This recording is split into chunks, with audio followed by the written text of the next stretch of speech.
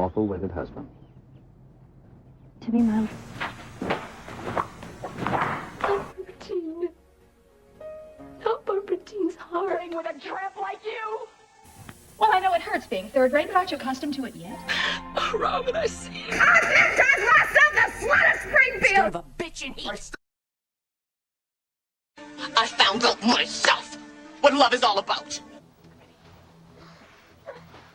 Hey everybody, it's me, Nikki.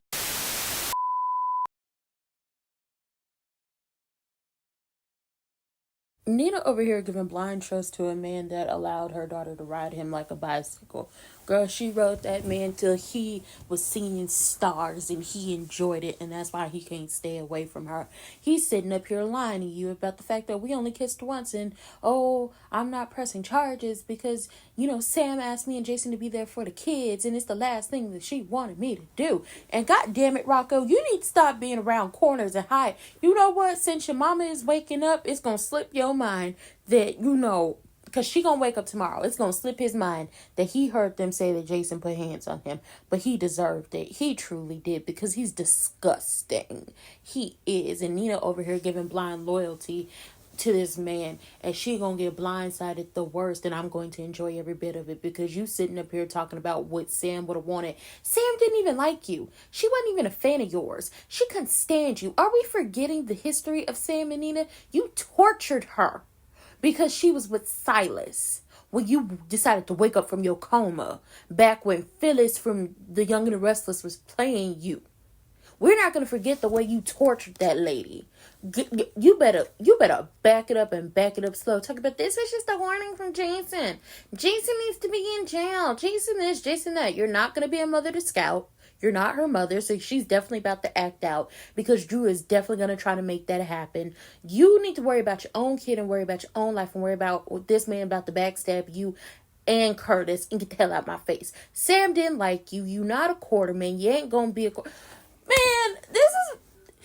These are the times that I wish the Tracy of the past, because Tracy would have got Nina the fuck out of here. Like, what? I miss Edward. Like, I know the actor who played Edward passed away, but I miss Edward because he could clock an infiltrator up from a county away.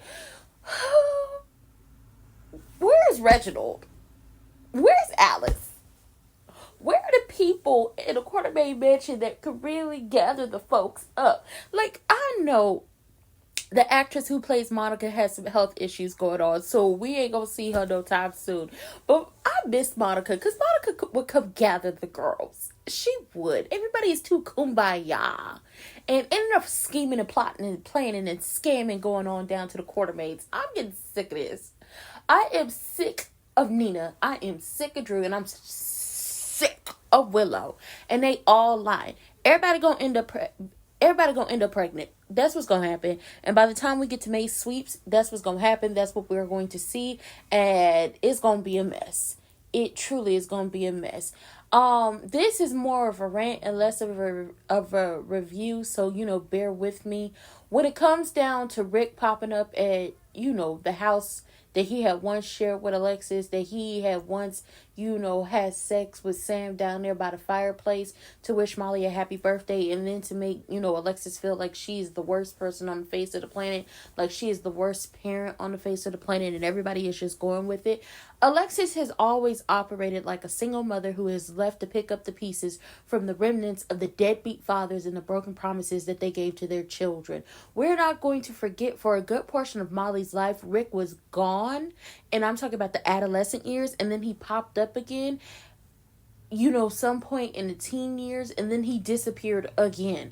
We're not going to forget that he has a history of popping up and leaving and popping up and leaving and faking his death and leaving and coming back. So Rick is no better than Alexis, and he can't call nobody a deadbeat because he's a deadbeat himself. So I'm sick of hearing him blaming someone about what is going on with Molly. At the end of the day, the person that Molly hates the most at this point in time is Christina. And Christina is the only person who remembered her birthday and gave her a gift on her actual birthday. Not Rick, who came a day or two a day later with some tickets to a musical. Not the man she shares her life with, and not her mother, who is grieving, who has thrown herself into work and trying to figure out what is best for her grandchildren and what's best for her, and talking people off the ledge. So at this point in time, Molly, get the hell over it. Because she didn't call that baby Adelia to get on your nerves or to throw slugs at you. It just fell out, and you knew it fell out. Which I'm glad you just went outside to take a breather. But let's be clear on something. Irene was an ugly ass name. It was an old ass name, and so was Adela. But it was ugly and it was old. And if she had lived, which I'm going to just say this, the storyline in my head that's going on is Stavros Cassadine is somehow alive and collecting family members of some of the top people in Port Charles just to get back at them. That's what's going on in my head. But let's be clear on something. That was an ugly old name, and she would have been made fun of. And I would have been one of those people that would have made fun of her ugly old name. Because why would you name a baby Irene? It is 2024. Name that child something cute, something nice, something that's not going to have people thinking she's a 54-year-old, semi-retired, very upper echelon, very experienced woman. Okay, name that child something like a Jennifer or a Jessica, or you could have named her after your mama, Natasha. You could have named that child anything. We could have reached back and named her Ariel or Alexandra or Don. We could have reached back into GH history and named that child a nice, wholesome, not old name. TJ down there talking about, you want me to rub your back, you want me to rub your feet, baby, whatever you need, I'll do it for you. He is down bad for her, and he is trying to make up for the fact that he forgot her birthday, which is a good thing. But at the end of the day, you did forget her birthday, and I can't wait for them to break up. I want him to have an affair. I want Willow to be so far gone that, I had an affair with Drew and I'm keeping this going. I want her to start an affair with TJ. That's the only thing that would make her interesting. She is the same as her mama and her sister. Please let it happen. And it's time for the feud, and everybody got to get ready for the feud. Nina done went over there and put some makeup on Drew, talk about, I'm the best designer at Crimson.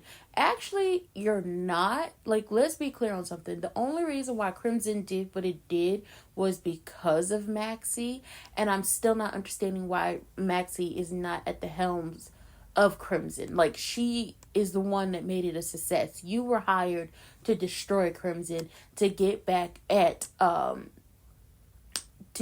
Connie, but we're moving on from there. And you could have hired a real makeup artist to come fix his face, but you just wanted to be there because you want to be all up on that man. She can't move into the Quartermain mansion. It ain't gonna happen.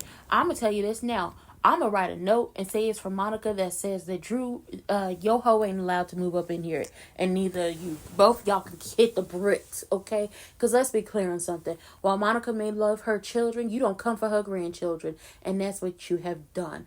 The children are just trying to get it together. Scout is like, you can't leave me. Mommy left me. She broke her promise to me, which is just like, she didn't break her promise to you.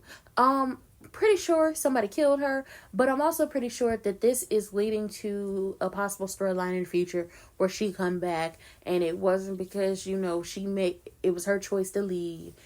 Stavros did something. I'm saying it's Stavros because who else other than Helena is that evil to pull off this BS? Okay. Where's Jerry Jacks? He could do something like that. I could see Jerry Jacks doing something like that, trying to get back at people, that he had an issue with over the years. I could see that. Rocco and Danny are like, no matter what happens, we're still brothers. And Danny went and took little Emily Scout's picture and some flowers from Lila's garden down to the funeral. And, Lucas is there. He tells him, you need to leave. You let my mother die. You can't be up in here. You can't come to the funeral. So both of the Jeromes, a.k.a. Ava and, Lucas, can't be down to the funeral, which is sad.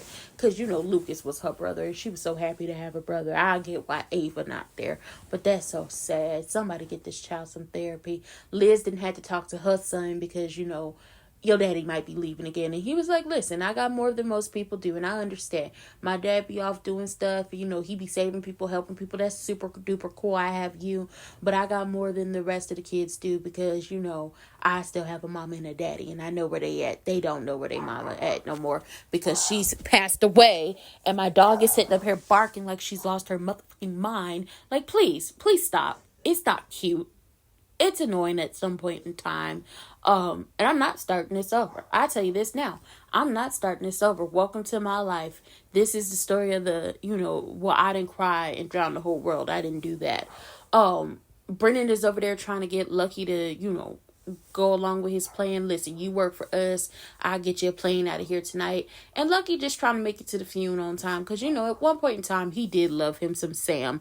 But at the end of the day, is Lucky gonna take, you know, take Brennan's help and get up out of here? Is that what we're seeing? I hope not.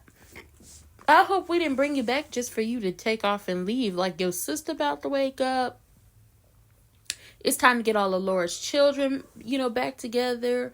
And I don't see you leaving anytime soon. So that means you're staying. We also have Lucas Jones from Days of Our Lives. His daughter, like the actor's daughter, will be, you know, coming on GH.